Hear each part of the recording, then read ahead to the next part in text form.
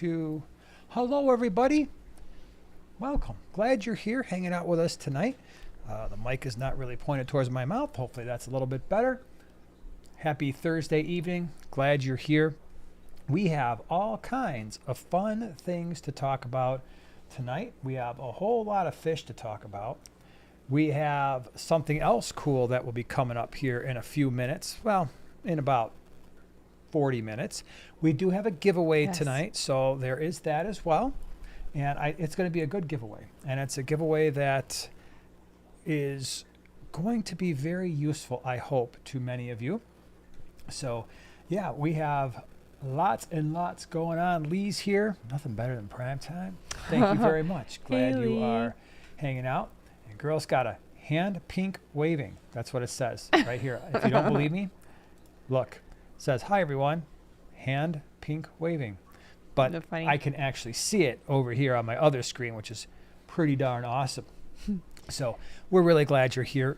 It is definitely becoming springtime. Tomorrow in the Chicagoland area, it's going to be like 80 degrees. And I plan on riding the motorcycle because that's what you do when it's 80 degrees. And, well, probably by myself. So I have to work tomorrow, and I'm so mad about it. I would be mad too. All right, real quick, as always, a couple things that we have going on, videos that have occurred over the last 7 days. This past Sunday, if you have not seen the fish store tour that I did of Fish World Aquarium, yeah, you need to see it. It's awesome. They had Oh my so gosh. many cool fish there. Oh, Yeah, it's definitely worth the, somehow, some way, I managed to take 30, 40 minutes of video that we did and shrunk it all down to like 10 minutes. And I gave you some really good, hopefully really good footage there. So if you haven't seen it, check it out. Monday on the Tank Talk podcast, John and I talked about filtration, but we approached it from a situational perspective. okay. So the best filtration depending on your situation. So that was fun. Yesterday on the Small Scape on your channel, what did we talk about? Well, we also talked about fish. That it was a list of fish. It's the counter to a video I did a few weeks ago, maybe a couple months ago, of like fish that I'd recommend to anybody. This is fish that I would not recommend to just everybody. They're awesome fish, but there's qualifications with each one of those fish that I just, sometimes I'll even talk people out of them. Yeah. So that was True. pretty cool. Today, Prime Timers, we talked about fish room resets, and we're coming to the end of the swap season, which is both much needed rest, but also it's kind of sad because It is. we do have some swaps. We do have one that is coming up on Saturday, May 17th. That is the Greenwater swap. And as long as I get the fish that I ordered, which is never a guarantee, right? You put your orders in and then they give you what they've got. And if I get what I ordered, holy cow, we're going to make it Oh a my very gosh. exciting summertime. I promise you that. Yeah. So that is what's coming up. And then I was really excited. I was talking with Fritz Aquatics yesterday. We had a brainstorm meeting. And the brainstorming meeting was about the American Cichlid Association, the ACA, that is coming up in San Antonio in June. It's June, whatever that Thursday is, like 12th through the 15th or whatever. Okay. So that weekend. And I'm going to be there. I'm going to be at the Fritz booth, and we're going to try to make the Fritz booth awesome. I mean, not that it's always awesome, but we are going to ensure that it is awesome. So if you're going to be at the ACA, the American Cichlid Association, and they've combined that with, I believe, the Other associations, like right? the killifish and the live bear and possibly the betta. Sweet. I have to go look, 'cause, next week that's on my list of things to do, is actually give you really good, solid information about what's going on there in San Antonio. So if you can be there. It's going to be awesome. So that's what's happening. That's where we're going to be. Now, what's really fun? You want to know what's really cool? Yes. So we are going to have a new addition to Primetime Aquatics. It's true. I'm being replaced. You're just so you being know. replaced. No, not quite replaced. We're just adding Eli. Now, Eli has not been on the channel since he was probably... He's just a little bitty thing. It's When been he was, a long time. remember when he popped his head up above the sofa. We were doing some kind of a video. Yeah, Some he was video, little. and he just. Yeah, the last time he was on a video, I think he was pretty small. But anyway, he's doing a video on Sunday, and it really is his video. I was pretty much just the cameraman for him. And Really? I thought he did awesome. Can't wait And to see it. even better, he's going to be on the live stream tonight. So he is making his live stream debut. He's just coming on for about 10, 15 minutes. Later on, we're going to do the giveaway after that. He'll come on and you guys can ask him questions. So I thought it would be pretty cool because it's always nice having a fresh, young face full of new ideas that can kind of add, hopefully, to what's going on. And I think that's going to be very, very cool. Now, I did see something pretty awesome. I saw that M&C Aquatics has been a prime timer for 20 months. Wow. Thank you so much for that. Woohoo. And they said, make sure and hit the like button. You know, that's pretty special that you used your 20-month announcement for that. Thank you for Aw. doing that. That's pretty cool. And I did see Hip Hop Hillbilly is kicking the smoke and have. I think he's on day 4. Good job. Very something good. like that. Yep. Did I read that right? That's awesome. Bravo. Yeah. M&C says, the kid's idea for you to start the channel, about time he comes on. Yeah. Yeah. For those of you who don't true. know, that's how Primetime Aquatics got started. It was Luke and Eli. Luke is our oldest son. Eli is our youngest. And they were like, Dad, we got to start a YouTube channel. This was back in 2017. So 8 years ago. Actually, it was before that. It was actually in 2016 because they had been on my case about it for pretty close to a year before I ever decided to say, okay, fine, let's do this. So, yeah, way back in 2016, 9 years ago, about this time 9 years ago, they were starting to push for doing something on YouTube. And they're like, we're going to do it together. It's going to be awesome. Luke was on a couple videos. Luke is on the first, so Luke is the cameraman for the first video I ever did. Like little Luke was at the time. He was a very young kid. Yeah. And then the second video we did the Bristol Nose Pleco one, and he was on that video. He was in the Guppy. Remember he had a Guppy tank that I scaped, and I'm gonna use the scape term very loosely. Yep. So yeah, anyway, Yeah. there he's going to be on there and pretty excited about that. You'll see him a little bit later. And of course, like I said, his video is coming up on Sunday. Brian 8, thank you so much for being a prime timer the last 8 months. Got a trio of guppies from Twin Cities Guppies after the Minnesota nice. Aquarium Society Expo. I now have 30 of them. Well, about right. that's the thing. I mean, again, when you get guppies from a solid source like Twin Cities Guppies, that is the type of stuff that will happen. That's really cool. Congratulations. We got Whip here celebrating 23. I always laugh. 23 months. Oh, it should be more than that, yeah, I but know, but we you all got know. this, We yeah. all know the truth. We know. You know. We've got the green water swaps to cling to for a few months before the fish world goes dark until We do. fall season starts anyway. Happy birthday, Joanna. Yeah, it was Joanna's birthday Thank this you. past Sunday. Yep. She turned... I won't say it out loud because I heard 39. babies don't like that. Oh, sure, sure. Yep. 39. Yeah. That sounds like a nice. Hip hop hillbilly. I'm 40. I've been smoking since first grade. Oh. Well, you know, start young, practice. But we're glad. We're really glad that you are tackling that because that is not easy to do. No. So tonight, we are going to be talking about some fish that are common, but that can be hard to keep and be hard to keep for different reasons. And I see, oh boy, what do we got going on here? Our friend is Dennis at it again. doing Dennis things. Thank you, Dennis. That's Really, so thank nice. you. I really appreciate that. I really appreciate your generosity. Because of Dennis, we've got 5 new prime timers. Thank you for doing that. That's awesome. So, can we talk about these fish?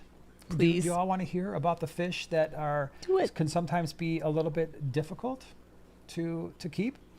And I kind of divided this up into different categories because I thought that would be make it easier for all of us. Now, the big question is, we all know, the last time I tried this and I tried to give you videos, we lost audio, we lost video, blah, blah, blah. I think I fixed all that. Let's see if I did. Are we ready? Are we ready for the first one? Yeah. The first fish, some of these are not going to be a surprise to you. In fact, for you seasoned fish keepers out there, my guess is most of you will not think really that any of these are a surprise. But really what this is for, it's for people who are here that are like maybe less than a year into fish keeping. They're just starting to get into maybe some larger aquariums. They're starting to think about different types of fish. And this is where you all come in because you can share your experiences with these fish. You can either say, Yeah, I had a problem with these too, or I didn't have a problem, and here's why. Mm-hmm. Because that's important as well. All right, fish Oink's number here. one. What's Everybody up, Oink? say, hey, Oink. What's going on? What's the fish in the thumbnail, Rachel? The fish in the thumbnail is an albino rainbow shark. Really cool fish. So, fish number one. All right, I can see us. I can hear us. I can't hear the video. All right, that's 3 things in a row. I think that did pretty well. So fish number one is any green fish. They're going to be horrible. No, I'm kidding. Tiger barbs. Now, I wanted to pick the green, emerald green tiger barbs because I thought these fish were so amazing looking. But you have to be a little bit careful with them. And some of you have experienced the tiger barb fury. And there's a couple reasons why. One, they can be a little bit rough on one another. And 2, sometimes they can be a little bit rough on other fish. Now, Joanna, if you were going to keep tiger barbs, this is your test live on TV. Oh, geez. What would you do with the tiger barbs to eliminate some of the issues with the fin nipping and the aggression? I'd keep him in a really small group. I was waiting for him to have a full of water. I'm just kidding. You want to get a bigger group. Bigger than what? What do you mean bigger than what? Oh, how big's big group? I don't know. 20? That's a pretty darn good guess. Yeah. 20, 21, whatever it takes. Yeah, I think the major issue with tiger barbs, and I don't like this because tiger barbs often give the rest of the barbs a bad name, and they don't have to be that way. We've got a barb tank right over there with some Odessa barbs and some clown barbs, and they've been awesome fish. We've had all kinds of barbs, snakeskin barbs. We have those in the tank back there. We've had melon barbs, like pretty much most of the barbs, mascara barbs, you name it. Well, the tiger barbs, I think one of the reasons why they can be difficult to keep, especially for those of you who have never kept them before, is because they're not kept in large enough groups. We always hear, oh, just keep 6. That's not enough for tiger barbs. Tiger barbs, what they do is they will generally find the weakest tiger barb in a small group and be like, okay, you'll see it being separated, then it dies. And then it'll happen again, and they'll just kind of go after the weakest until you're left with only one. You keep them in large groups, and that switch in their brain kind of turns off.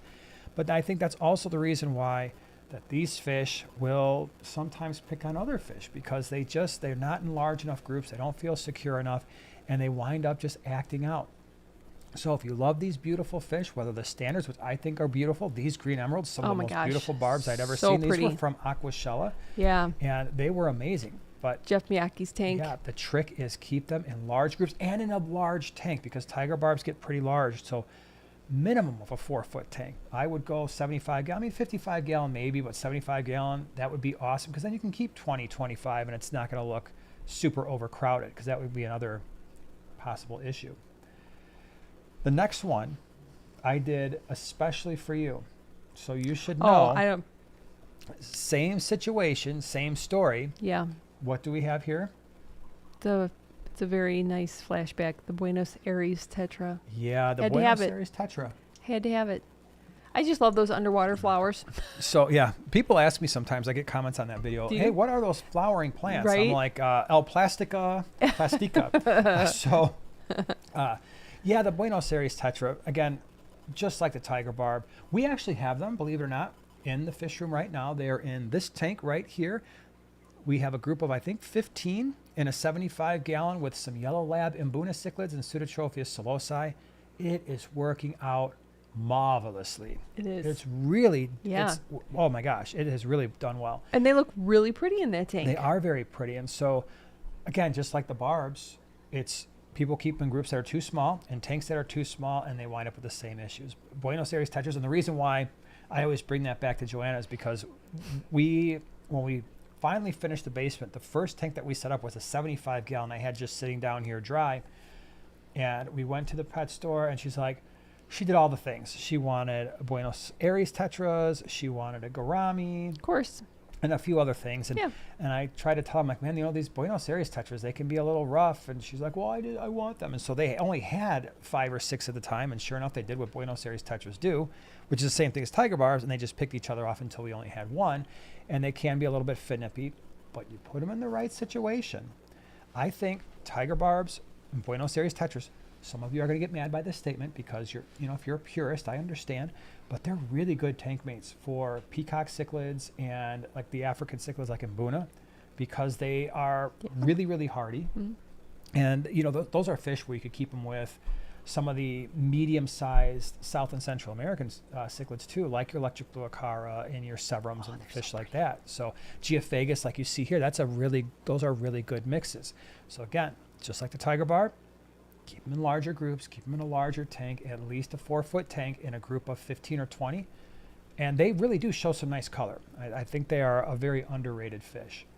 Sue Harkey says my 125 is all different barbs: rosy, ruby, Odessa, melon, and gold barbs. That is awesome. That is sounds very cool. fun. It's like the barb party tank. Yeah, well, that's basically what I have in the 75 gallon, minus the melon barbs, which I wish, to be honest, I wish I would have done melon barbs instead of the clown barbs, because I could have done more melon barbs. They would have stayed a little bit smaller, but I didn't have melon barbs at the time. I had the clown barbs. I'm like, this will be a good, they're very similar, but clown barbs get a lot bigger.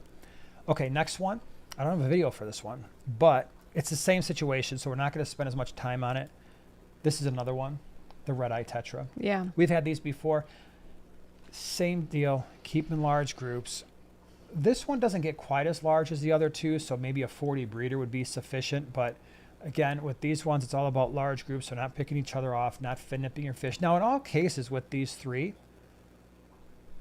I'm not putting them with veil tail angels or male bettas or male guppies that have those nice tantalizingly long tails. Just not doing that, because I think that's irresistible regardless of the group size that you have. Okay, this next group, different reason why they might be difficult to keep. All right, so this is not an exhaustive list, so we're just talking about, okay, I'm giving 3 examples of these fin nippers, right? Yeah. I mean, I'm sure we could think of others. Oh, Like, sure. Do you think of other fin nipping fish that were like, oh, this was a bad idea? I'm sure some of you could. I'd love to hear from you guys. You know, what schooling type of smaller fish where you're like, oh, this was a bad situation? And while you're thinking of that, are you ready? Yeah. My beloved, the redtail and the redtail sharks, rainbow sharks. By the way, I've done species profiles on pretty much all the fish that we're mentioning here today. So if you want to know how to care for them properly, check out the description of this live stream, and they will be there for you, because this is, redtail shark. This is a 75 gallon. You can see it in here with the green Severum. That was an Actorictes heckelii. That's not a Geophagus. There is a leaf tinapoma in there. There, at this point, I had some black skirt tetras. That looks like we've got some keyhole cichlids, a pearl gourami. Worked out pretty well. All that combination, you can see there's no fish that are really fin nipped or messed up or anything like that. That redtail shark was huge. When it finally did pass on, it was probably about 7 inches or so and tall, and it was a thick fish. It was definitely, in that particular tank that we're looking at, the green Severum ruled that tank, but the redtail shark was basically second in command. These fish are just aggressive. I don't recommend these fish. Now, when they're smaller, they're not so bad. In fact, they're pretty decent inhabitants. And I still get comments on this video all the time about, man, you don't know what you're talking about. Redtail sharks, they're not aggressive. And my response is, how big is the redtail shark you currently have? Oh, it's like 2 inches, 2.5, 3 inches. I'm like, that's cool. Come back and let me see what you think when that fish is 5, 6, 7 inches. And then let's see if it's still awesome. Now, again, if you keep it in the right setup like we did here, then yeah, it's not that bad. The problem is when you're trying to keep it in a community tank in a 29 gallon, that could be a heck of a problem at some point. And so that's where you really have to be careful. I know you like that fish quite a bit back in the day. Oh, yeah. And I've always been a big fan of redtail sharks, rainbow sharks, but I always try to keep them in semi-aggressive aquariums with mostly South Central American cichlids. That would be another one where I wouldn't hesitate to put that in an African cichlid tank. In fact, that guy did eventually move, I think, into the bottom 125. Is that right? That sounds about right. I think he did, unless I'm misremembering. And that tank was filled with African cichlids. Worked out just fine. They kind of ignored one another. So, again, just with the redtail sharks, big tanks, at least a 4-foot tank, semi-aggressive, and you'll probably be a lot better off. And speaking of that green Severum, this is a red shoulder, but eventually in this video I show you the green Severum. I'm so happy that some of you confirm for me what I have always experienced. That red shoulder Severum and that gold Severum, they're so peaceful. In fact, I think that gold Severum is now is that right? It's in the top 125 on the other side. just chilling with some Viejas and Spilum, and has been always a really gentle fish. But for whatever reason, the green Severums, oh my gosh, the green Severums can be very, very assertive. I have always found them to be much more aggressive, especially towards other Severums, other smaller cichlids. Like I said, in that previous where I showed you the Redtail shark, there was a green Severum in that 75 gallon. He ruled that tank. But the red shoulders and the golds, man, we've put them in with all kinds of medium-sized barbs, medium-sized tetras. They basically just ignored everybody. They've always been in with Geophagus are a great mix. Angelfish, electric blue acara, never any issues. And we've had them, we've probably had them continuously in our fish room now for forever. 7 years, maybe 6, 7 years at least. Mm-hmm. And they've always been model citizens. But again, large tank, because these guys get big. So I would recommend at least a 75 gallon, if not a 6-foot tank. And be a little bit careful, because when you are mixing male Severums in a 4-foot tank, you could have a problem there. But for the most part, it's really the greens. And now I'm talking about the greens. Let me see if I can find the actual, there he is. Okay, there's the green Severum. The other thing about the green Severum is they look a lot better on light substrate. There's not many fish that I feel look better on a lighter substrate, but the green Severum does for sure, because that's what they look like on dark substrate, dark background. They just kind of muddy up, look kind of like a brownish tan. You get them on a light substrate, you start to see a lot more color, and you start to see a lot more of that. See, you can almost see the potential in that fish with the iridescence. Not the way I had that tank set up, though, unfortunately. This next one is usually a surprise to a lot of people, and I hear this comment all the time. Are you ready? Yep. It's a mainstay in our fish room. It's that guy. Well, he's an opaline gourami, but opalines, blues, and golds. Mm-hmm. We had a tradition in our fish room for years. We would always have one of the three, usually in that 150, which we don't even have that tank anymore. And we always named it Gary the gourami. And that fish, every single one of them was insane. Yeah. I don't know what it is. Can you So please pretty, though. confirm or deny this statement? Maybe some of you experience this, but we experienced it in all three.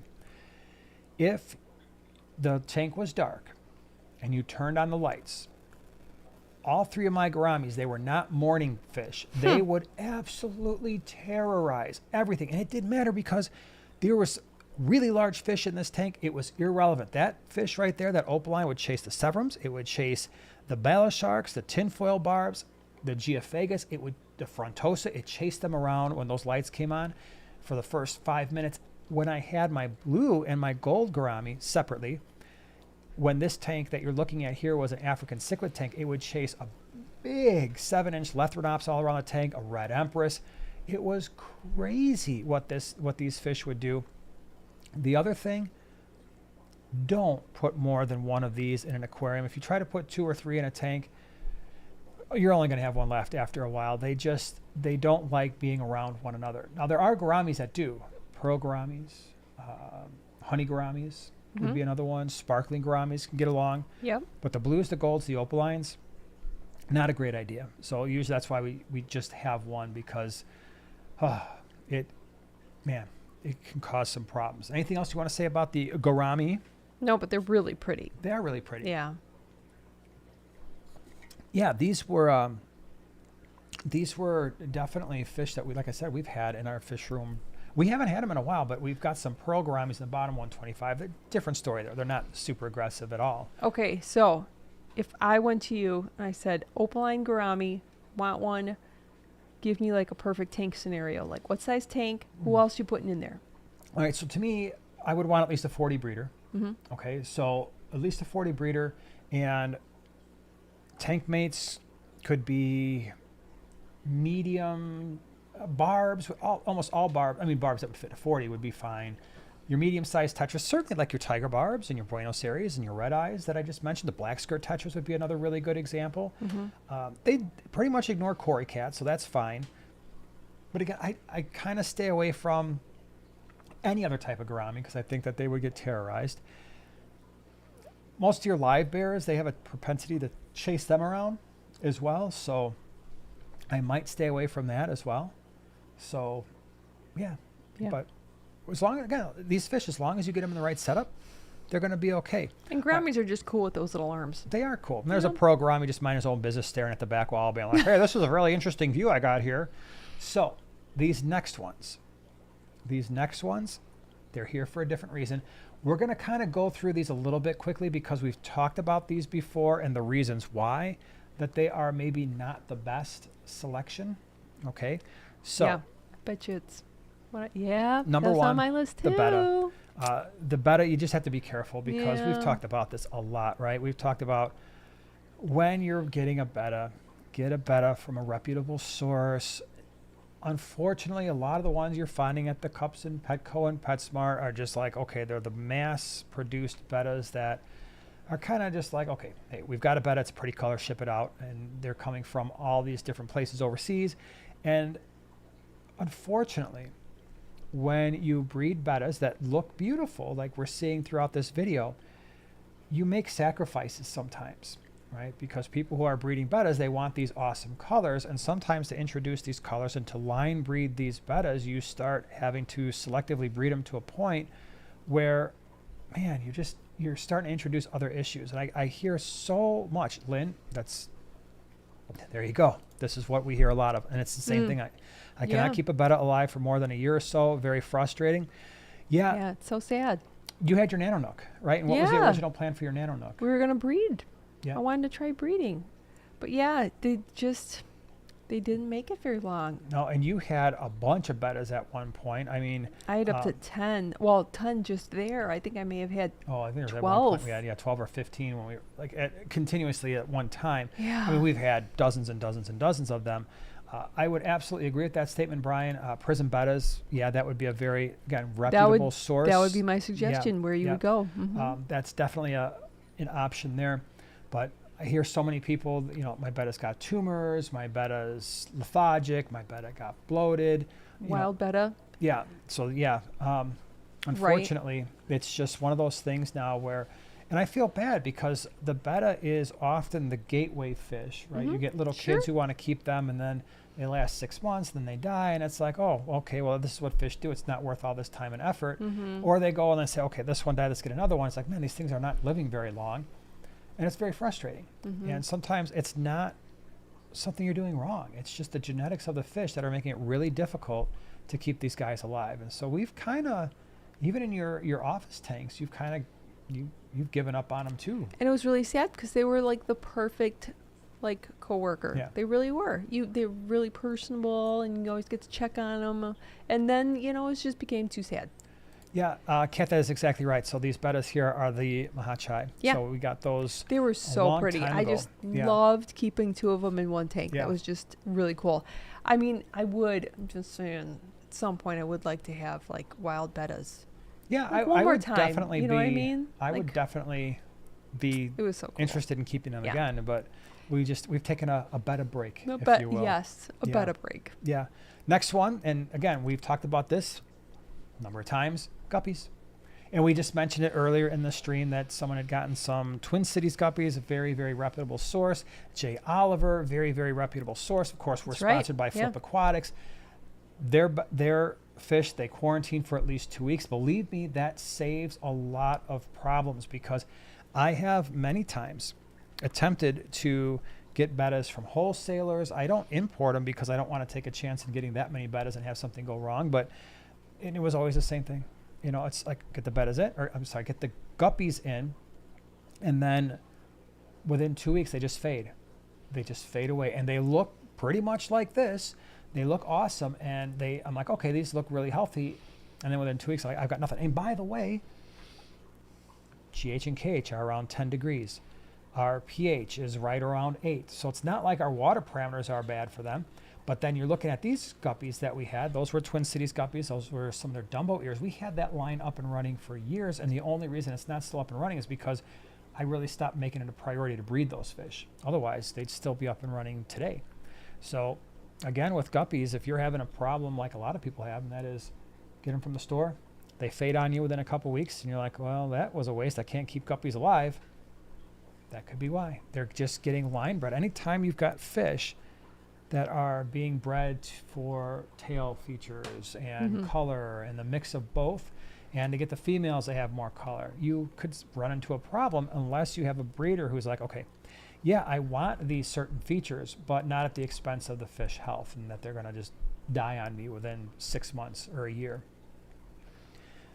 This is an interesting question that I Okay. had. Just have Sky Elizabeth asks, what other fish would make good coworkers?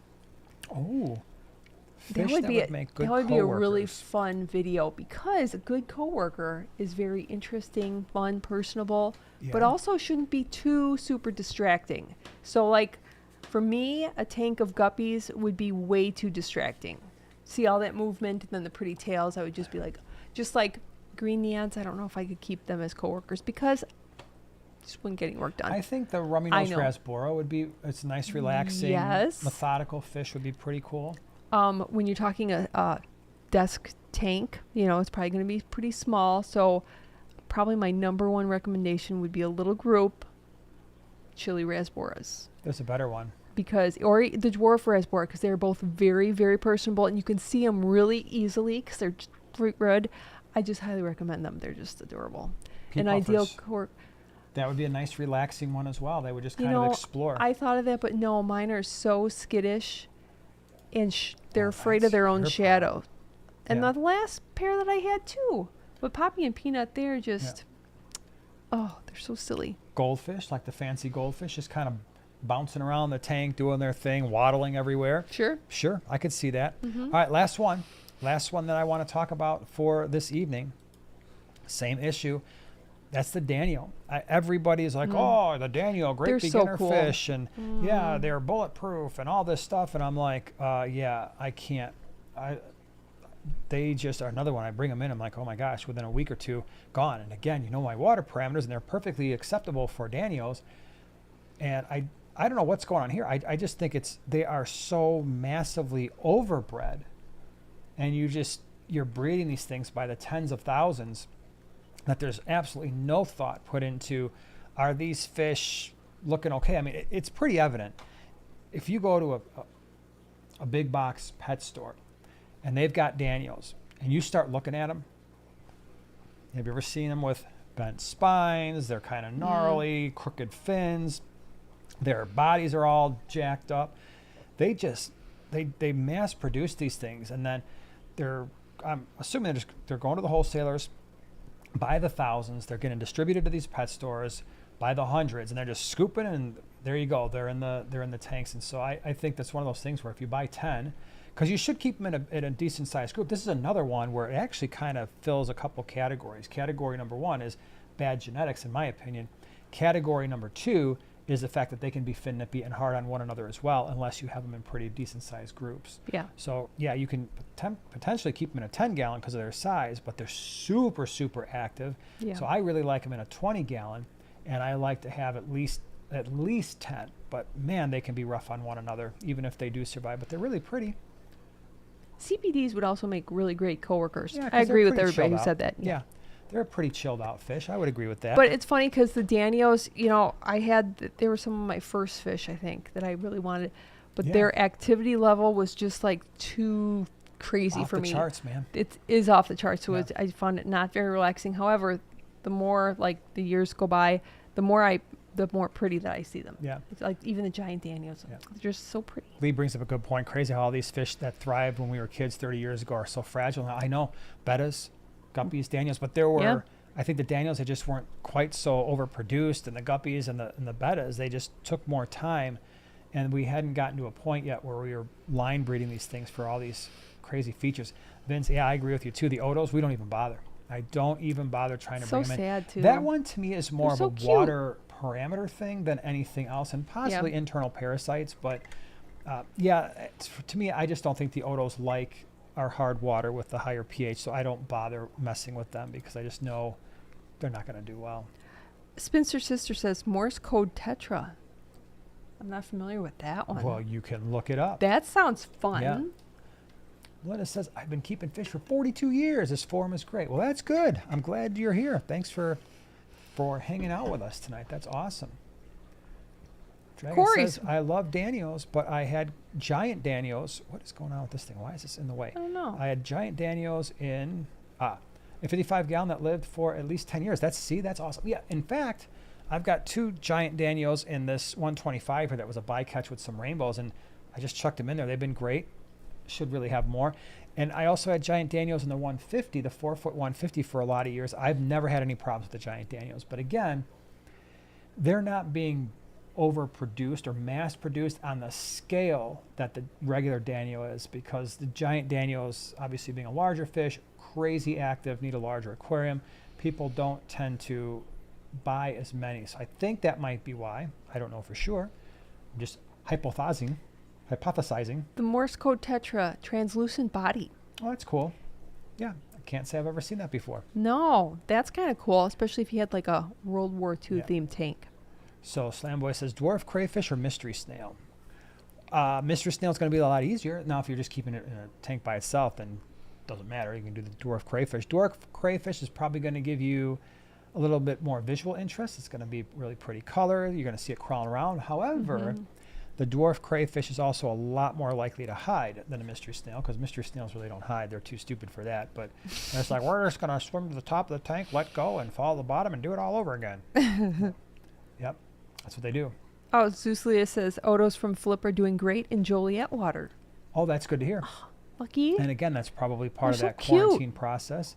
Derek says, love my German blue ram, but that would be another one. I would, if I was smart, I would have done another one. And I'm glad you guys are kind of leading it in that direction. A fish that can be hard to keep because of water parameters, so sensitive to water parameters. In my opinion, the German blue ram is another one that doesn't do well for us. The Odos don't do well for us, but it's kind of to be expected. German blue rams, one of the keys there is keep them warm, right? 83, 84, 85. That's a fish easily you can keep with discus and have a nice little combination going on there. Brandon says, any idea why Adelphi cories are so hard to find right now? I don't know, because I almost always bring them in. In fact, Yeah. I didn't this next time around for the green water, but They're my favorite. usually have anywhere between 100 and 300 Adelphi in the fish room. They are not hard to find, so it might just be that whoever your fish store is just decided not to bring them in, but they're always available.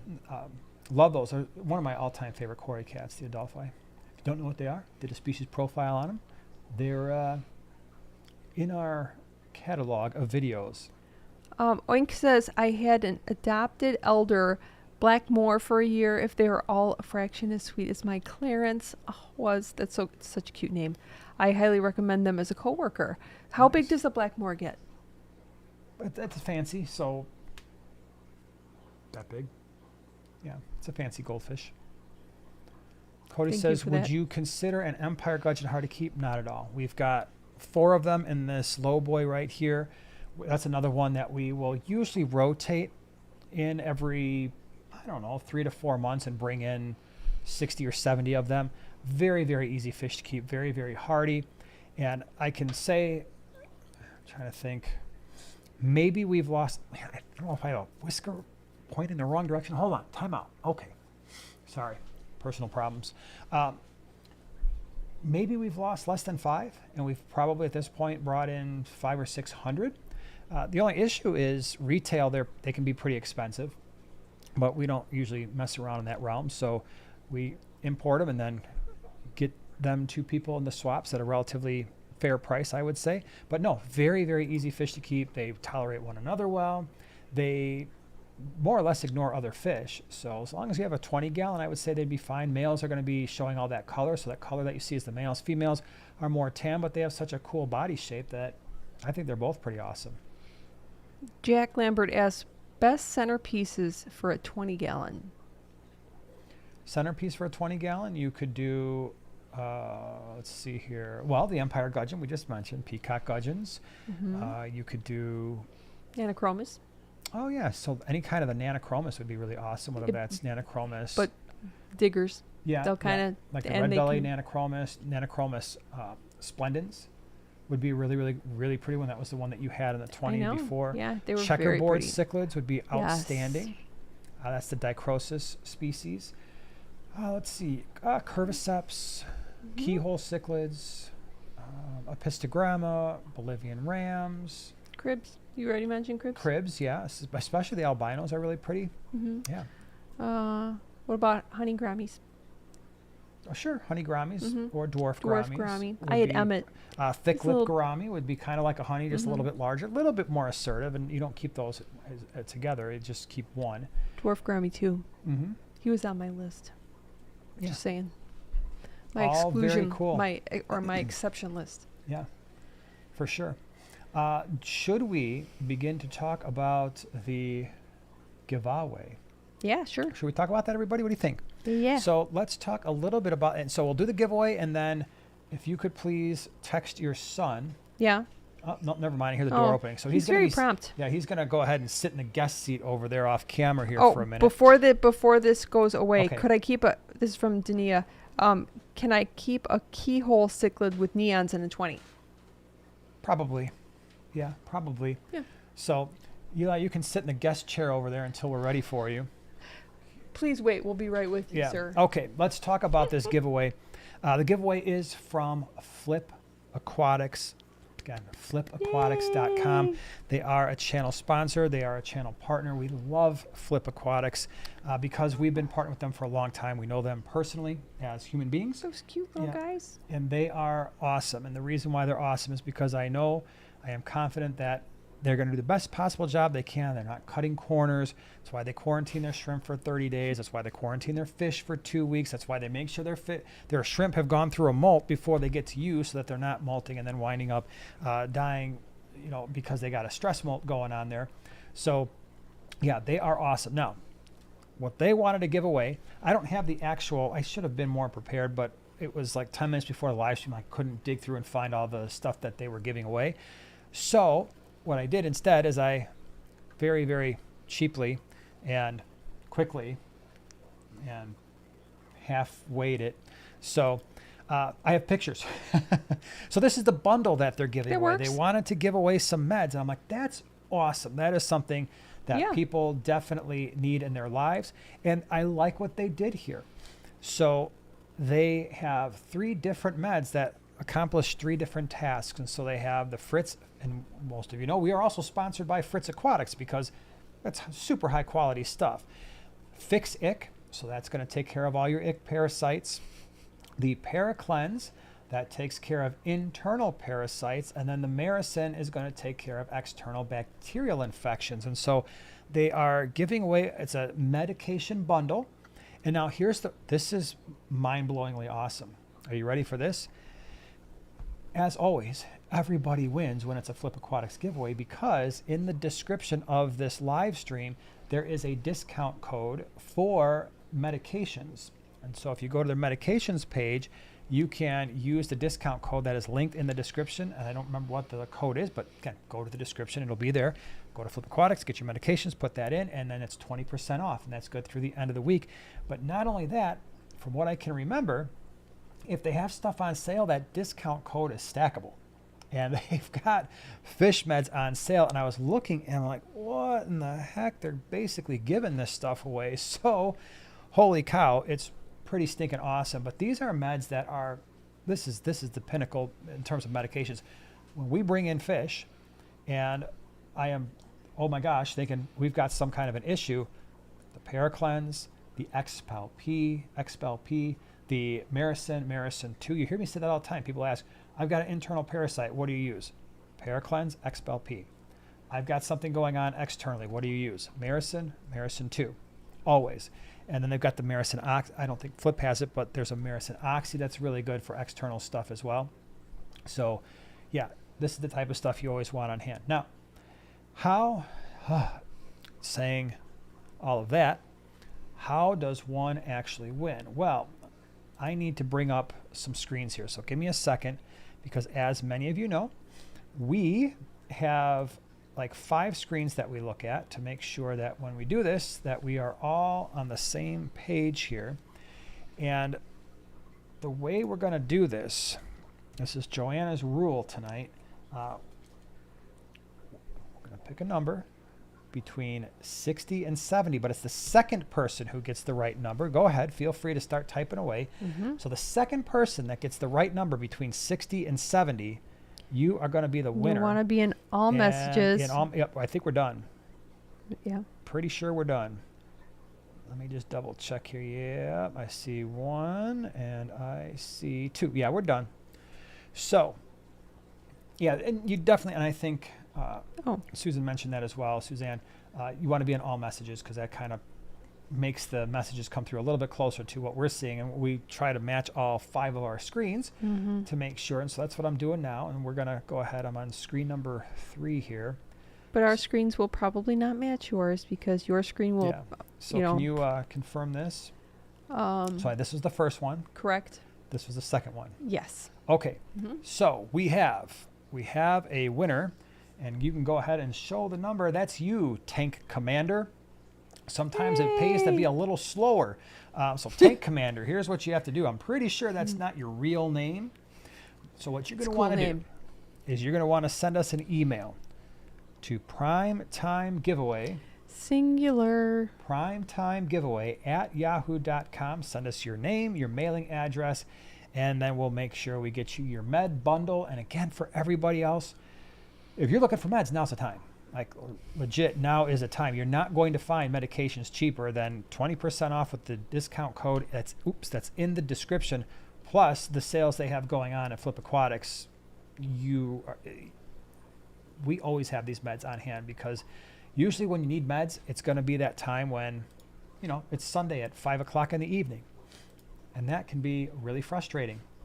Okay, so what we want to do is first thank Lou. Thank you so much for the super chat. How do you feel about the powder blue dwarf gouramis and the phantom black tetra together? And oh my gosh, that would be awesome. Yeah, I just bought 12 phantoms and housed them with 8 gouramis. I'm very excited about these fish. 8 gouramis could be a potential issue later on, especially if they are all dwarf gouramis, because the dwarf gouramis do the same thing a lot of times that the blues, the golds, the opalines do, and that is they will beat the ever-loving stuff out of each other. Although I say that, and I have seen people who keep gouramis like that together almost in an overstock situation in a large tank, and sometimes it works, but you'll just want to. So the black phantom tetra and the gourami combination is a great combination, but I think you could wind up with those 8 gouramis being hard on one another at some point, possibly. Rob, thank you very much for the super chat. Out of nowhere, I got aphids on my frog bit in the 10-gallon covered aquarium. Aside from tossing out the frog bit, is there any way to eradicate them without harming my fish? That's a you question. You know what? I got mealybugs on the mangrove, and I've just about given up because I got what's it called, neem oil. Now, of course, the mangrove leaves I pulled them out of the tank, and then I've been treating them like next to the tank. I don't think neem oil is fish safe. Didn't look at it, but I didn't even want to chance it. So, yeah, I don't know how would the frog bit react to like hydrogen peroxide? Like if you pull it out and then it dries. I don't know. Would that solve the? I don't know. Yeah, I'm not sure either. I wonder if it's just better just to chuck it and just wait a while and then I don't know, but welcome to my world. Yeah. All right, so you're going to go to the guest seat for 10-15 minutes, and let's bring in this young man, otherwise known as Ia, around the house. Should we tell him the story of why you're called Ia? No. Can we tell everybody? So that's the microphone. So Eli's never been on a live stream before. That's you right there on the screen. You can see yourself. Over here on the right-hand side, these are people that are wonderful people that hang out with us. And so they are here, and that's our layout, okay? Now, before we get started here, we're just going to do a EI question and answer, and you give them the hardest stuff you can think of. Yeah. I told them, like, oh, don't worry, it's not going to be that bad, and now you're just going to bring it. Like, what's the bone called in the fish that is the... No? Don't do that? No. All right. So, Brian, thank you so much for the super chat. Got 10 rummy nose from you at the GCCA. Came with 1 green neon stowaway. Time to bring in some more green neon so I can get him some friends. How did we get a green neon in the rummy nose? Lucky. Yeah, you really did luck out there. Well, congratulations. I'm glad you got a free fish there. That's pretty awesome. So I was telling everybody's saying, hi, Eli, what's up? Say hi to everybody. Hello. So we did a video on Sunday, right? What is the video? What are we doing?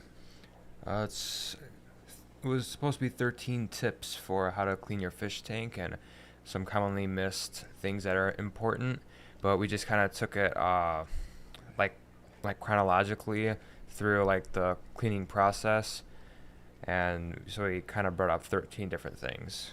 It's going to be pretty awesome. And it was basically your video, right? I told everybody I was just a cameraman. That's all I was. I was the cameraman. Now, how do you remember the first time you cleaned a fish tank? How old were you? I remember cleaning a fish tank. I remember cleaning the 150 with you and Luke. Okay. We were draining it out into the The backyard? Yeah. Yeah. So do you remember why you remember that? Because what was your job back then? Well, I squeezed the hose. So your job was to hold the hose out the window, right? So that it wouldn't fall back down into the basement and get water everywhere. So that was his first job. And do you remember how old you were? Do you remember like looking up at the window? Well, I remember kind of holding the hose, which was kind of like over my chest. So you would have been a little bitty guy. I believe you would have been somewhere in the neighborhood of about 3 or 4 years old. And he had a job to do. And that job was just, hey, hold the hose out the window. And there were some times where we'd have to switch up because in the wintertime, the cooler air was coming through the window. Dad, my hands are getting cold. So he got smart and you started putting gloves on. Remember that? So you're like, oh, I'm going to go get my gloves. He's like, wait a minute, I got to go get my gloves. He'd have his gloves on, going doing your thing. You don't remember doing that? No, I don't remember that. And then, hold on, do you remember, okay, remember when we used to scream that? So his other job. Oh, yeah, because me and Luke used to clean the tanks, and then because we have the Python system that drains right into the floor drain. Yeah, the floor Yeah, drain. but where was the water? The water was all the way upstairs, remember? So you had to scream down from the kitchen. So when a tank was filling down here, before we had the sink down in the basement, we had to fill it all the way from the kitchen. We had a 50-foot Python hose and come down the stairs. And then, but you just had to scream like, okay, shut off the water. And every once in a while, someone up there wouldn't be paying attention. And oh my gosh, we'd be like, okay, hey, shut it off. It's about to overflow. Oh my goodness, yeah. Zach wants to know, do you clean the back glass? So that's a question for you. Okay, but they probably don't know. No, I usually. Oh, sorry, you didn't hear that. She's like, repeat the question. So Zach wants to know, do you clean the back glass of all the tanks? No, I usually don't. Sometimes we have backgrounds on the tanks, so there's no need to. Yeah, it'd be bad. Yeah, generally speaking, we don't worry about the backs of the tanks just because it's not really all that necessary. Spinster, thank you so much for the super chat. My Ivanacara bimaculata spawned 1 month ago. Female has a bright red button out of her vent. Should I remove the fry? Is she ready to breed?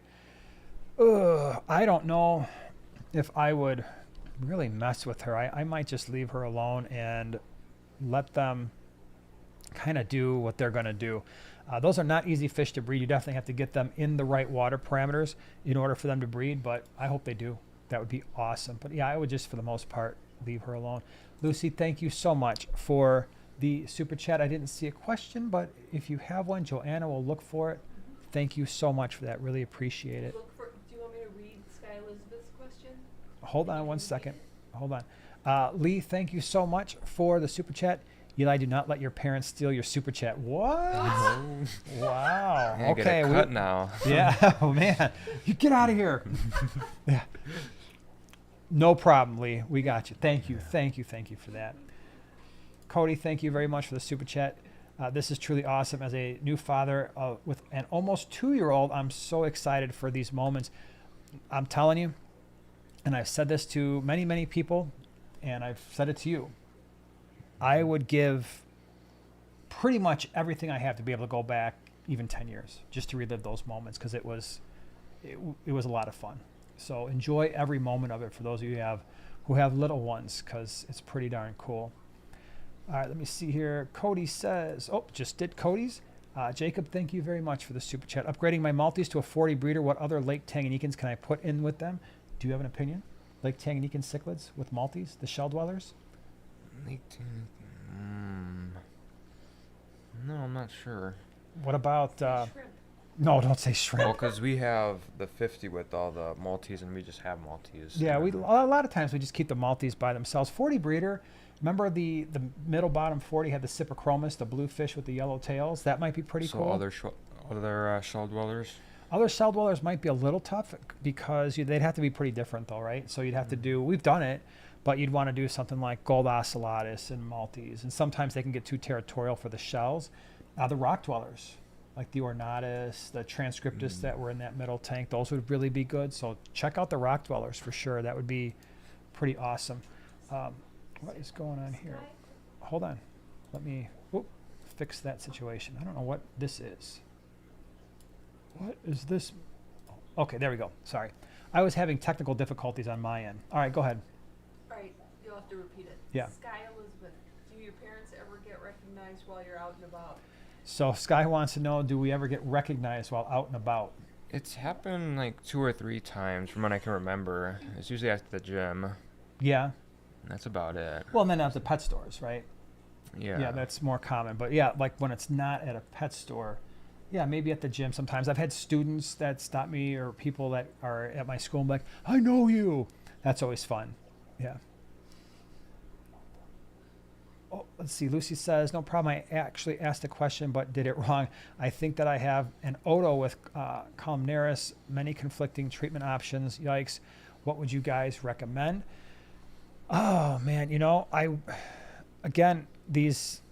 The Expel P, the Paracleanse might be a decent one. No, actually, I'd probably go Marison 1, Marison 2. Yeah, I might try that combination. I think that would be a safer bet. Because if you don't know exactly what it is, that would be a better one. Okay, wait, I got one for Eli. You ready? Ted asks, if you set up a tank of your own, what would you do? I know I'd make it a bow front. And make it probably a larger bow front, probably 50 to 60 gallon. And I think I'd put shell dwellers and rock dwellers in them. Yeah? And yeah, just have like a nice, like I don't know, like cave system or something. It'd be Yeah. really cool. Very nice. So you have would you do Lelupai or Ornatus? Would you rather have the orange or the yellow? I like just the shell dwellers, like the Okay. Maltese. All right, so you would just do that and just Mhm. have a shell dweller tank. Yeah, I All think right. they have a lot of personality. Yeah, they do. Yeah. Do you remember when you used to clean the gold ocellatus tank and And they they would bite my finger, yeah. yeah, you hear them. I don't want to do the sponge filter in that tank. They bite. Mm-hmm. Yep. So that answers Margaret's question. Margaret wanted to know if you have a tank of your own.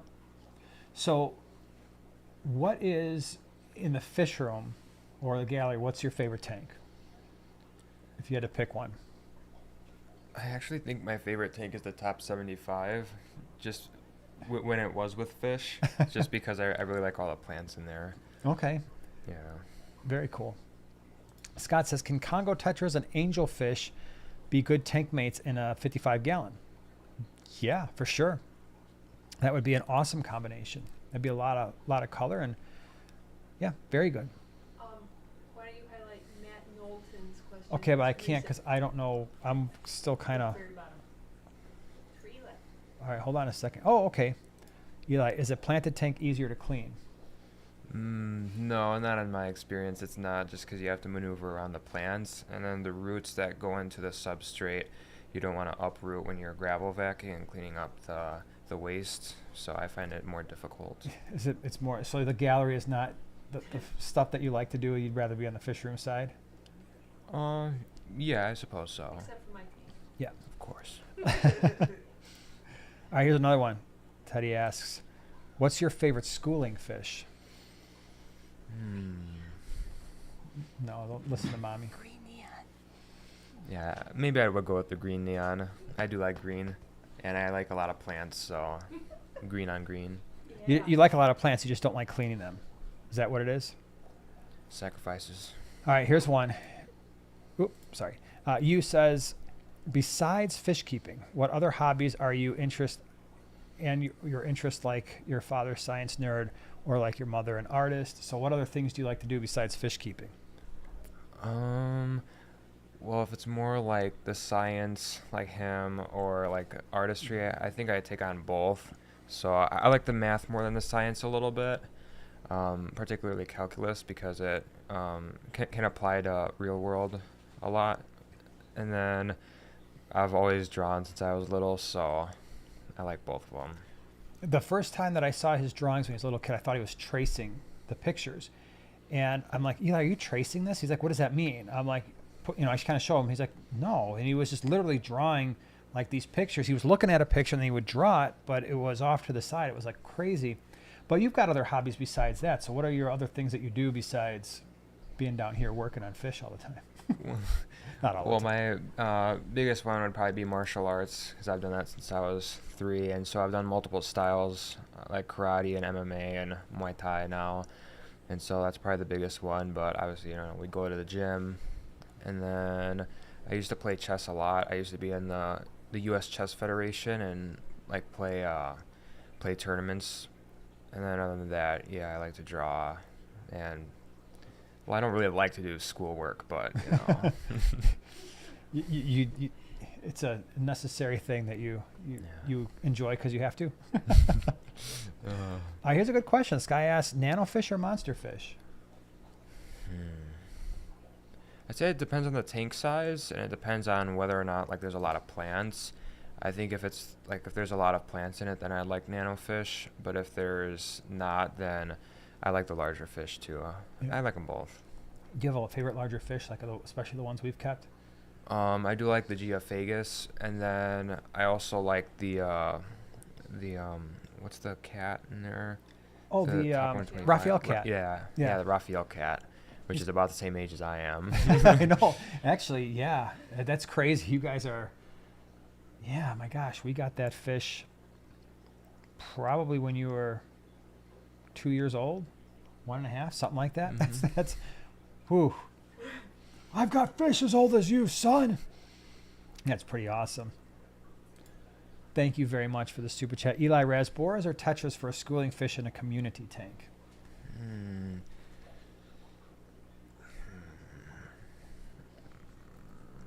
What say you? So would you do... Like Rummy Nose in my 20, or would you do like Yeah.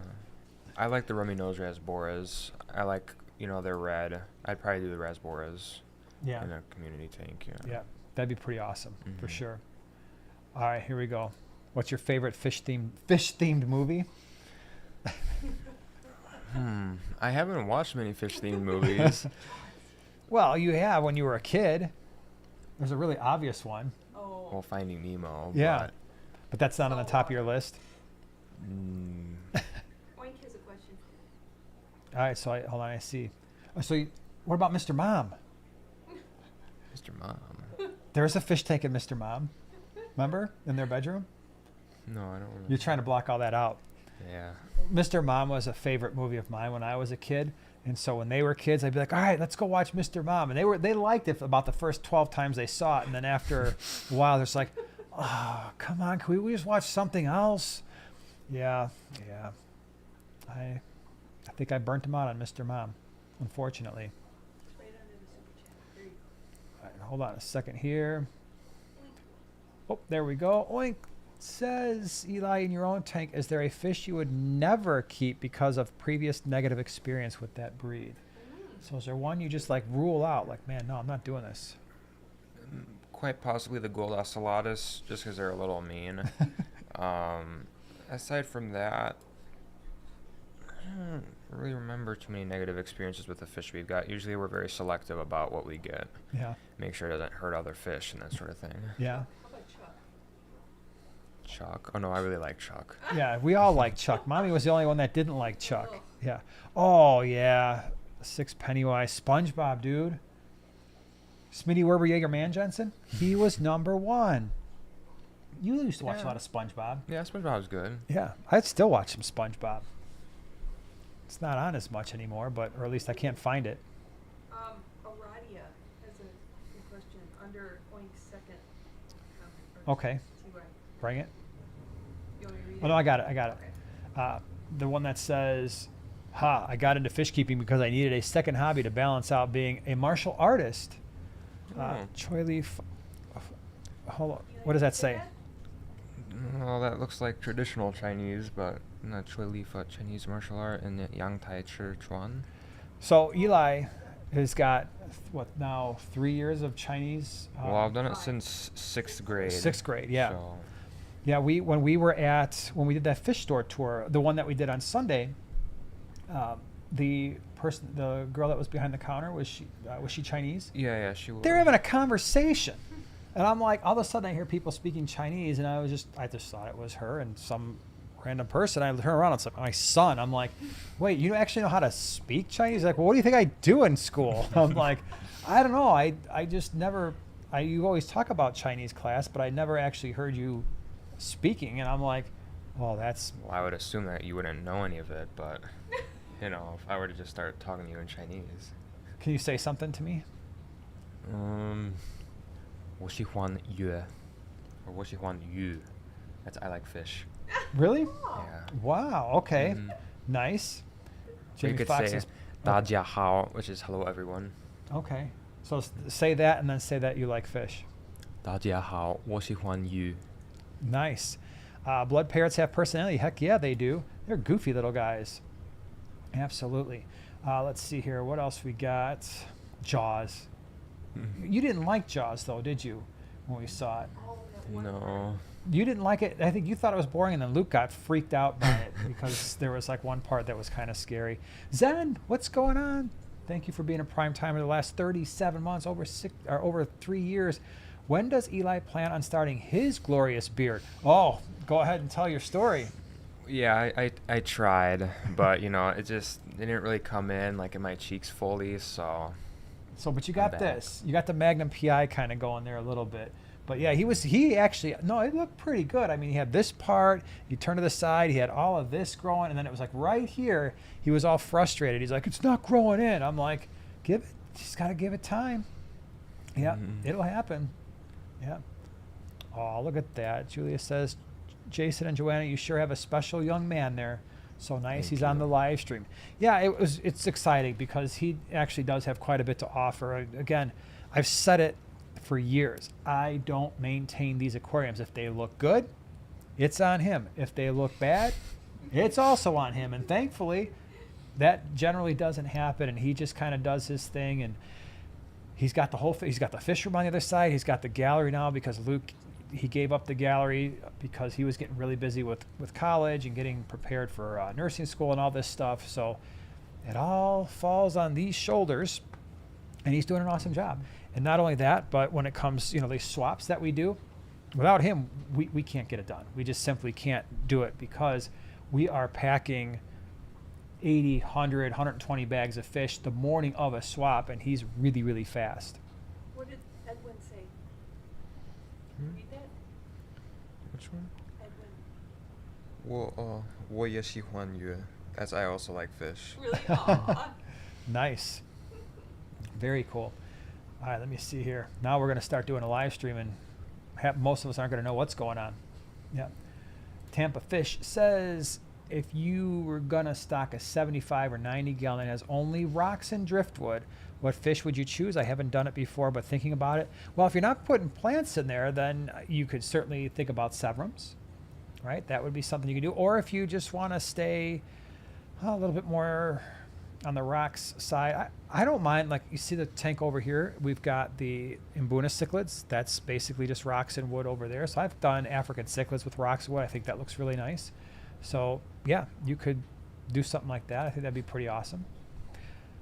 All right. Oh, you have another chat over there, Eli. Read that one. From you. Read that one. 他们很好人. Is it? No, you. From you should. The name is you. Here, I'll put it up here. Ready? Can you? As long as it's okay to say. Yeah. 玉树带子. Oh, my guess, you know what my name meant? What does it mean? Shoe might be, I think that might be an animal. I forgot which one. I can't tell because of the, like the radicals. I'm not good with those. But if they were characters, maybe I know. I don't know, though. Okay. All right. Sky says, so what I'm hearing is we need to start bribing Eli for the best to swap fish. Yeah, I mean. So that's going to be a side thing in the description below. You can contact me if you want the best deal. Wow. Yeah, he's got his own side hustle going. That's nice. I'm your guy. I'm the guy, yeah. Ooh, okay. Rink says, auto water change in your future, best thing I've ever done. So we've talked about that, right? Doing auto water change, especially as you start getting busier because you're going to be done with high school soon. And then you would only have to focus on substrate, algae, and filters. That would save a lot of time. So that's certainly a possibility because right now he's my auto water change. How long does it take you to do, if you were on in an average week, we have 30 tanks on that side, roughly speaking. How long does it take you to knock those out?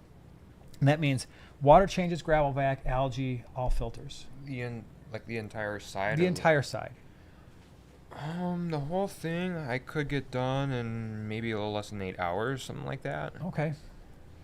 Which isn't bad, if I'm, really trying to make the tanks look good. And also we're in Illinois, and also being in like the beginning of spring now, the water is still cold. So if that weren't the case and we had more hot water, I could get it done much quicker than that. Yeah. Would you say that's probably your biggest holdup is the Yeah. fact that you run out of hot water, so you can only drain so many tanks at a time? Because the other problem is that you experience is when we are really moving through swap season, so many of our tanks are so heavily stocked, we can't drain them and then just like, oh, we accidentally ran out of hot water. Now I got to wait 45 minutes because if we don't have filters running and we only have half the water, they could run out of oxygen real quick. So that's something else you have to keep an eye on, right? Is making sure that you're not running the tank slow and then keeping a whole mess load of fish in a tank that doesn't have proper aeration.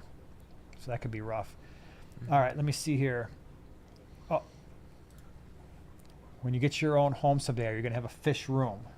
A fish room? Like a whole fish room. Would you have a whole fish room?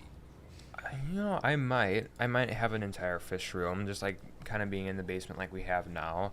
It might be a little smaller, like just the like the gallery in one room. Probably not like a whole entire like aquarium setup with 30 tanks on one side, but probably like a gallery setup. Yeah. I would have. Oh, so you said my name is translated as fish nerd. Really? Yeah, that's pretty cool. That's cool. That is cool. Oink says, what is your least favorite fish that you've had to interact with? Least favorite fish? Yeah. Do you have a least favorite? Well, the gold ocelots are kind of violent. That's- yeah. Like I'm having to go back to them quite a bit. Yeah. Other than that, I actually don't really like plecos too much. They're just kind of boring, I suppose. That'd be the only reason why. I don't think there's anything other than that I'd make notice of or anything. All right. Well, that was your 10 or 15 minutes, or I don't know how long you were on the live stream, but glad you hung out with us. And so this is going to be, you'll be hanging out with us a little bit more often now in the coming weeks. Yeah, I think Maybe so. you can do like a little Eli corner and talk about some things that you have learned over your lifetime. I started keeping fish when I was 6. You basically started keeping fish when you were, well, pretty much 0 years old. You just came to the world and be like, oh, fish tanks. This is a perfectly normal, everyday thing. So, yeah. All right. So you can switch seats with Mommy. Say bye to everybody. Bye-bye. Thank you. Yeah. And we'll bring the wonderful Joanna back. So come on back. What would you do if I just didn't? I guess it would be a little weird. I'd be sitting over to the corner. That's so funny. How am I supposed to follow that? I don't know. So Lynn says, Just me. does Eli ride Harleys? Not yet, because he's only 17. He but wants to, though. yeah, he was like, I want to get my license. And then when he learned in the state of Illinois how difficult it was for somebody under the age of 18 to get a motorcycle license, we're like, dude, we're just going to wait. You get another year of driving experience under your belt too. But his older brother, Luke, he is learning how to ride a motorcycle right now. Luke is going to be 21 here pretty soon. Mm-hmm. So that's exciting. He's got a motorcycle license class coming up here very shortly, and we're teaching him the basics even before he takes that class. Jonathan says that he also feels that plecos are kind of boring. Yeah, I mean... Isn't that funny? From a kid's perspective, you know, like what's cool, Yeah. Yeah. Well, and plus a lot of them hide, right? The other day, when we were doing the Quad City, was it the Quad City?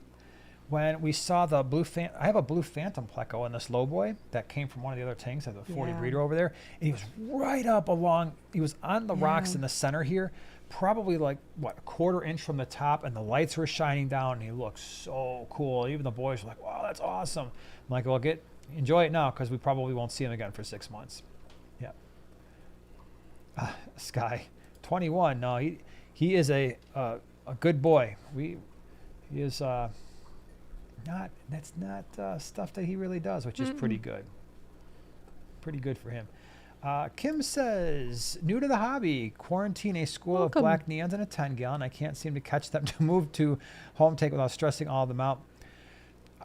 I actually did a video, believe it or not, on how to catch fish like a pro. So if you typed in how to catch fish Primetime Aquatics, that video will come up where I demonstrate it, right? But the short version of that is, there's a couple ways you can do it. One, you drain the tank to about halfway down. It's a quarantine tank, so there really shouldn't be anything in there. So one, pull all the stuff out of the tank, because it's a quarantine tank.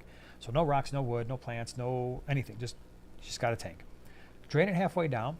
And then I always, if the fish are really hard to catch, and you were like a master at this in the last swap, what were you doing with the rainbow shiners?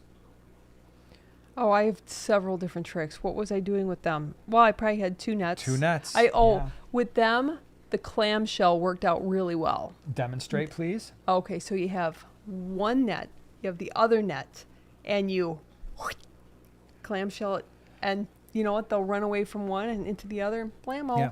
Doesn't work with everybody though. When the kids were small, when we would get ready for, or smaller, when we get ready for swaps, if they were having any issues, they'd be like, I can't catch these fish. And I would always say the same thing. Use 2 nets. And eventually they just stopped complaining. Like, all right, well, I'm going to go use 2 nets. And it's funny because you watch Luke down here, and he used to work for a tropical fish wholesaler. So he's got a lot of experience. But like I said, he's detached from the fish room now because he's, doing his college thing. And he'll come down here and help every once in a while when we have a really, really, really busy swap. That kid does not hesitate. All of a sudden I hear water draining. He's like, all right, it's game on. And he's like, whoosh, he's like a fish catching ninja. It's crazy. Yeah. Yeah. So it's Vince Glortho, get him a real man's bike, a mini bike. a mini bike. Yeah. He's almost at the point where he's going to be wanting to get on a motorcycle. And our rule is, I know a lot of parents will be like, you're not getting a motorcycle, but how are we going to say that? We both ride. And first year, you ride with us. I'm in the front. Kid will be in the middle. Joanna will be riding third. Then we've got a lot of really close friends that we ride with that would form a cocoon around these ones so that they learn best practices for the first year, which for us is many, many, many, many miles. And yeah, that starts them off right. Because when I started learning how to ride a motorcycle as a 19, 20-year-old, I'm just glad I'm here. That's all I'm going to say. And the first one was your dad's like Honda something or another? No, I learned on a Honda scooter. A Honda Elite 80cc scooter in high school. And those are all scooters are automatic? Yes. Yeah, Okay. and that was. And then my dad got a Honda Shadow. It was like a 1988 or 89, and that's how I learned how to ride a motorcycle. And I learned how fast that motorcycle goes many times, but because my buddies, they had sport bikes, and then I'm on my dad's Honda Shadow, so I had to try to keep up. It wasn't easy to do. So, yeah. Oh my gosh, Lee. I'm just saying too, hashtag. Eli as a ninja with a fish net. Now that would be interesting. Yeah.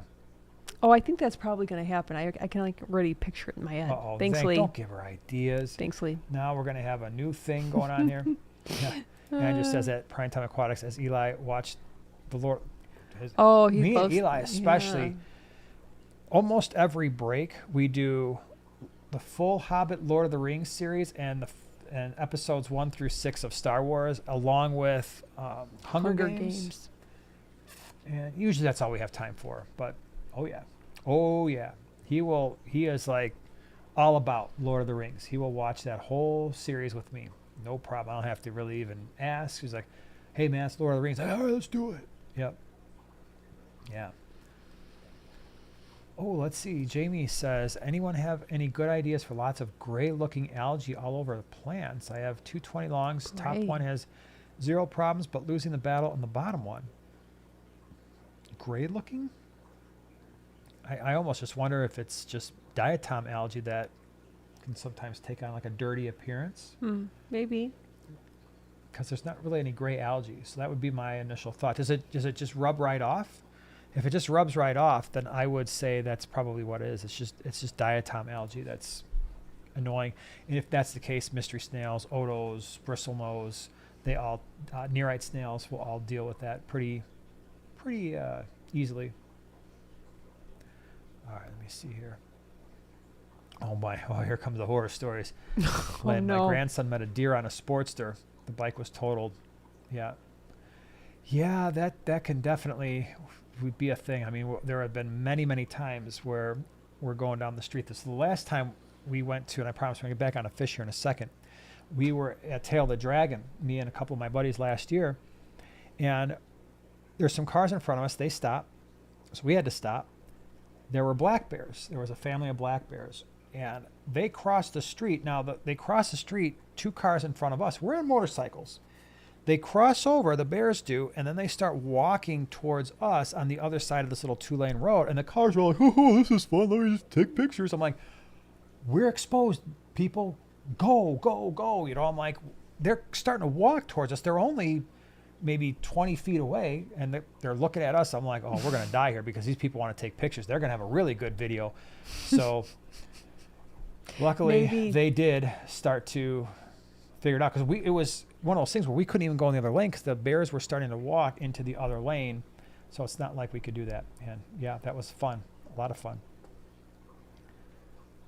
Oh, Jamie says, I got a bunch of mystery snails in there and a half a dozen of mono shrimps. So weird. Thanks. Regarding diatom algae. Yeah, it's what it seems like. Especially, again, I would just try to see if you can rub it off with your fingers, or like a really soft bristle toothbrush would work too. All right, what do we got here? Nick says, have a 20... Oop, why is it doing that? Have a 29 gallon that is not entirely level. How off-center does a tank need to be before you get concerned?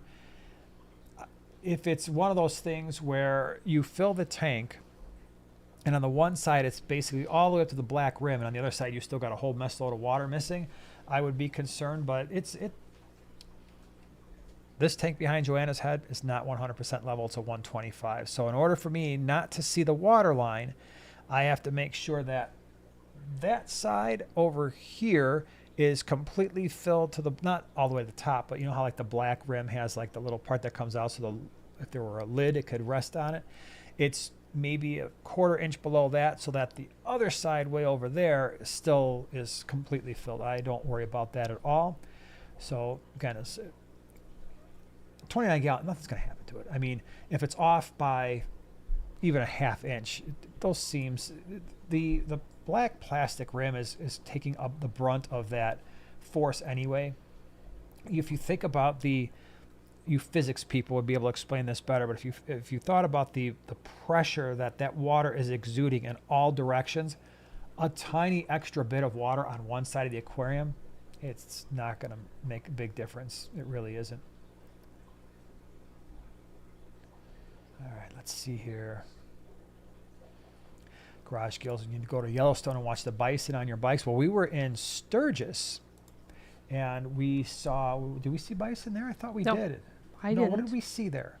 Was it elk? Some squirrels? I know we saw elk in Tennessee. Those things are very, very large. Yeah. We saw some squirrels. No, we saw elk in Sturgis as well. Really? And we did see some squirrels, yeah. I don't remember seeing elk. Then maybe you weren't paying attention. Oh, then that's a good question. Maybe it's the beginning of blackbeard algae. That could be, because blackbeard algae will look like a gray color. That's a really good point. Really good point. And then you'll know that because that does not rub off as easily. It Like does the not. brown diatom, it just it Yeah. just rubs right off. But the blackbeard algae takes a little bit more effort. Yeah, that's a good point. All right, we got time for a couple more, right? Yeah. Vince says, we've got mini bikes and go-karts, so my kids know how to ride and drive fairly well. That's pretty awesome. That would be fun to Yeah. have little mini bikes, just to, like, you know, if you had like a lot of property and stuff, to Oh, just be yeah. like tooling around. That'd be pretty Side by sweet. sides and all that stuff. We're in the suburbs, so that's not happening. Probably not. Yeah, unfortunately. But someday, when we move south, we'll have all kinds of cool stuff. We'll add to our collection of toys. I hope. A fleet of mini bikes. Yeah. Everyone says, in my defense, I haven't used Mandarin in over a decade. I meant you fish, not you moon. Ooh, JP says, I don't know if I'm late, but wild panda waru and wild ultims have been impossible for me. Oh, yeah, my gosh, that would be... Ultim angels are... I mean, you're talking about two awesome fish. Again, by the way, if you want to see panda waru, and just... First of all, that was one of the fish that was on the thumbnail of my video from Sunday. And if you haven't seen that fish store tour, those You have to see fish it. were Oh my gosh. all-stars in that Ah. fish store tour. The panda waru, ultimate angels are amazing fish, but yeah, you have to Some of really be those- on your game with your water parameters. Where were we? Oh, you know what it was? It was the Tank Talk podcast when we had on Project Piaba. Yeah. And she was talking about the water parameters when they catch the wild caught angels and some of the tetras and stuff. And they were actually, she was doing this with her colleagues. They were measuring the pH of some of the river systems at certain times of the year, especially the drier times. Oh. The pH was in the 4s. Some of the bags, after they had them for a while, would be in the 3s. And so then people would get their fish and wonder why, oh my gosh, I've got them in a pH of like the 5s. And they were yeah. dying because they were actually, shocked. yeah, they were like really acidic water. And I remember Ted Judy did a very similar thing years and years and years ago. Ted Judy had some really, really interesting YouTube content. I don't think he's posted in a very long time. But he did the same thing where I think he was in South America and they were measuring the pH of the bags. But you get some really acidic water in certain parts of South America. And then when they start bagging the fish start producing waste products and stuff. It can change quite a bit. It's crazy. Yeah. All right, let me see here. Crazy says, I can never find my bristlenose pleco. Then I'll see them randomly, then disappear again. That's how it is for us with our clown plecos a lot of times, except for the one in your tank over there that will come out.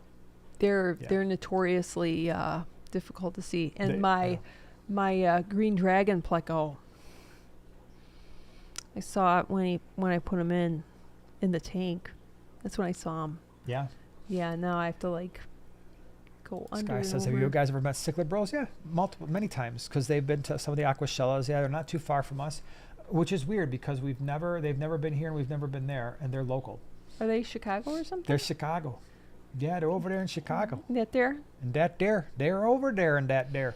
Yeah, and that's something. But we've talked to them, met them many times. I haven't. Yes, you have. No. Mm-hmm. Really? Mm-hmm. Are they really brothers? They are. Are they? Yeah. What kind of question is that? Just checking. They could just be like, brothers from another mother. They'd be like best friends or something. I don't know. No, they're I've never brothers. gone into intense like research, Okay. but now I will. I'm going to. Travis says, any tips on baby mystery snails? Oh, Just treat them like regular ones. they're so cute. Just make sure you don't have any fish that are going to eat snails in general, and they'll be okay. They're really, really easy to care for. I mean, when they first hatch, they almost look like pest snails because they're so small. But really early on, you can tell, okay, these are not pest snails. They're starting to take on some color, the shape. They're like little miniatures of the full-grown mystery snails. I was feeding our mystery snails Repashy foods, the kelp wafers. They would like stuff like that. So they're sinking pellets of all different kinds. Yeah. Oh yeah, oink. That's a really good point. For all contemplating spending a lot on the high-end plecos, consider the fact you may hardly ever see them. True. That is quite true. Yeah, Yep. good point. That is like I said, with these blue phantoms, I've got one in here, and I have one or two in the top 125. Actually, the one in the top 125 over there with the Vieja comes out quite a bit during feeding. Mm.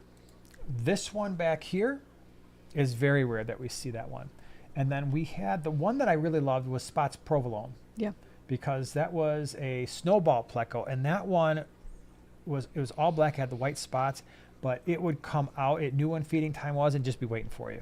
And I would drop the food in the same place because it knew exactly where I would drop the food. It would eat. It was very personable. That was an awesome fish. And then we lost him, I think, before we moved the 75 gallons on this side. I was really hoping he'd be on the other side, but he wasn't. Fish says, I see my green dragon females every feeding. See the male once a month. Yeah, the green dragons must for us have a male then. Your green dragon, we put it in your 22 long, and we haven't seen it Yes. since we put it in there. I So mean, I it's said there, the last but you time. have to go looking for it. Yeah, you really have to go next to the tank, look up, and maybe you'll see his little tail. But yeah, it's got to be a male then, because Yeah. Yeah. Only says, I have dark green algae that grows on wood, plants, substrate. Is there any good way to treat it? Two amanos aren't putting a dent in it. So dark green algae. Yeah, the amanos are really good with hair algae, but if it's just a dark green stuff that is more of it's kind of flat, then I would want something like a 20-gallon long. So otos would work just fine. Bristlenose plecos would probably take care of it. Mystery snails would probably take care of that. If it's a hair, if it's like more of like a hair algae that looks more like a moss, I haven't found anything that eats that. With the exception, no, I take that back. Florida flagfish would eat it, but if you've got a mono shrimp, I wouldn't trust the Florida flagfish around the mono shrimp. I have found guppies will eat sometimes, not always. They'll eat the flat green stuff, but not necessarily that green mossy looking, which I actually think is really cool looking, as long as it's not hair algae. So those are some options. All right, what do you say? Should we call this a night so people can go nights? And I think it's about that time, right? yeah.